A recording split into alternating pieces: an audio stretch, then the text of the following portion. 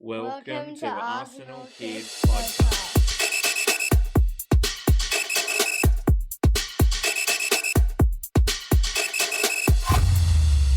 Hello and welcome to Arsenal Kids Podcast. My name is Madi and I'm joined by my co-host Ben. And Happy New Year to all our listeners. It is great to have you join us for this episode. Yes, hello listeners. Hello Maddie, and Happy New Year from me as well. And we've almost caught up, but Maddie, episode 165, we did take a short break over the Christmas to New Year period. The football didn't.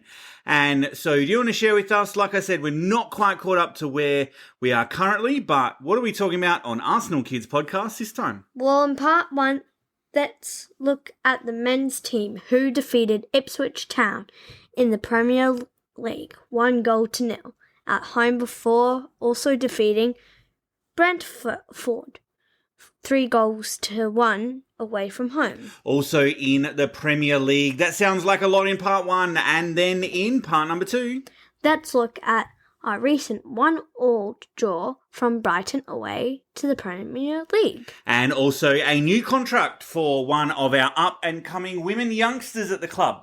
And as we go into the new year and another year of Arsenal Kids podcast content ahead, just a quick reminder to stay tuned with us. Because we would love for you to join us on this adventure together. We would indeed. And Maddie, straight then into the first game that we're covering. And as we've done in the past, instead of going blow for blow, we're going to be taking the opportunity this year to highlight the goals of the game, but also maybe a few things that we see from some of the players that we would like to highlight along the way. And in the first half of the game against Ipswich, it was terrific Trossard who helped us get the lead. He was pretty good, wasn't he? Looking quite lively right from the word go. And it was his cross in the 23rd minute of the game that allowed us to take the lead as Leandro crossed the ball in for Kai Havertz, who simply could not miss from close range, and he just cushioned the ball into the roof of the net, making it 1-0 to Arsenal.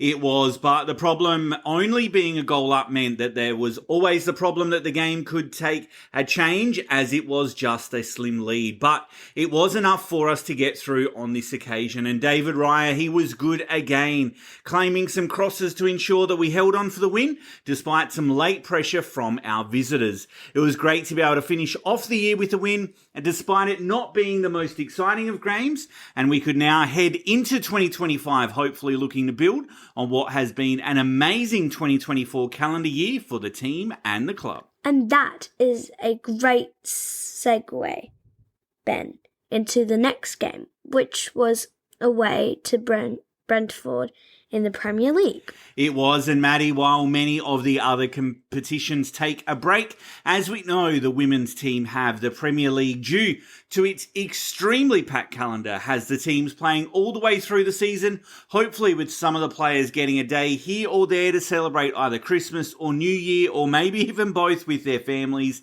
But for the players, football comes first. That is what they get paid for. It is, and they do get paid pretty well indeed. And so this game played on New Year's Day. It saw us go a goal behind to the Bees in the opening 10 minutes, as from virtually their first attack of the game, Brian Bueno checked onto his left foot a bit too easily, and then he beat David Raya down at the near post. It meant that we had to do some serious attacking if we were going to get a draw, let alone the 3 points from this game. And then our goalkeeper made a mistake and almost proved costly. Yes, David Raya saw a shot that was pretty much straight to him, slip through his fingers and almost go into the back of the net. After the mistake, he turned, ran back and just clawed the ball out before it had fully crossed the line. The goal line technology was in full effect, and replay showed that the ball did go onto the line but did not fully cross it, meaning no goal, and less than a minute later, we got our equaliser.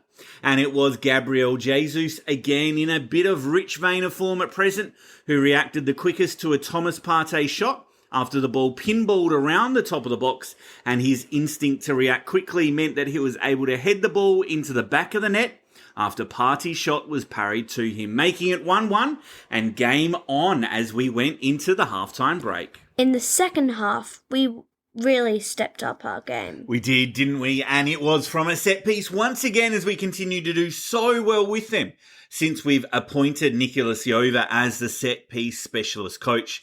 This one was a corner whipped in by Ethan Nwaneri, and the keeper made an absolute hash of the clearance, allowing Jesus to get a shot goalwards. It was blocked, but Marino was on hand to stab the loose ball into the net and get the Gunners the advantage. And a few minutes later, we increase our lead. We did once again. Nwaneri was involved as his cross from the right was not dealt with, and this time it was Martinelli, the man, who was on hand to rifle the dropping ball into the net. It was a pure strike and very crisp, and more than enough then for us to inflict defeat to Brentford, which took the Gunners to 39 points at the halfway point of the season, having played 19 games of the Premier League so far. Okay, well, let's leave it there for part 1, and we'll be right back with part number 2 after this. Welcome back, and Ben, let's move straight into the Gunners' most recent game at Premier League draw at Amex Stadium against Brighton. And Madi, it was a bit disappointing that we didn't get more from this game, but we pretty much ran out of players, I think.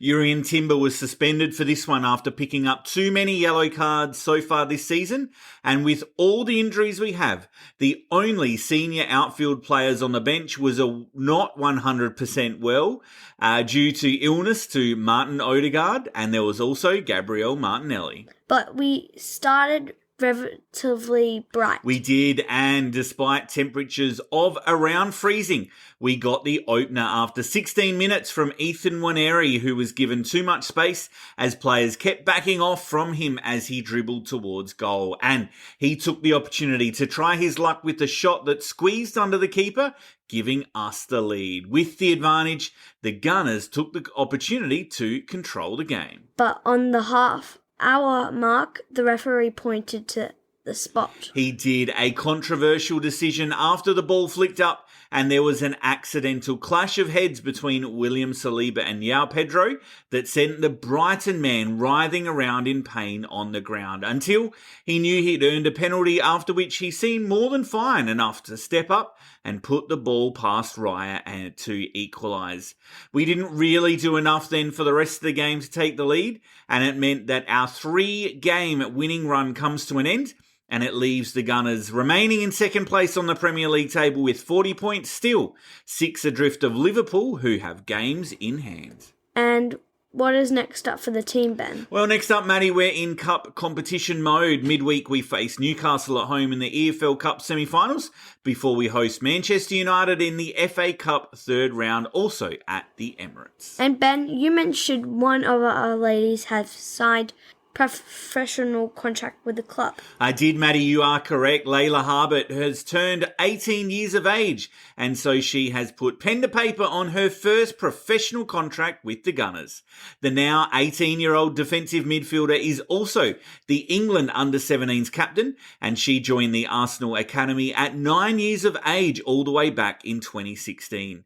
We were able to watch her debut appearance for the first team in May of last year when Laila came off the bench in the exhibition game the women's team played against the A-League All-Stars team in Melbourne. And she is really excited to be able to stay at the Gunners. She is. She's an experienced youth international and played a lot of football with the under-17 European Championships and FIFA Women's World Cup games.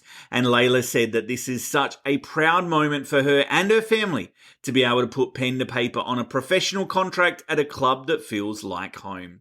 It will be exciting now for her to progress to the next level with the club, no doubt having a pathway for her to regular first-team football in place. So congratulations, Laila, and what a wonderful birthday present for her to receive. Okay, well, let's wrap it up. Thanks again for joining us at Arsenal Kids Podcast.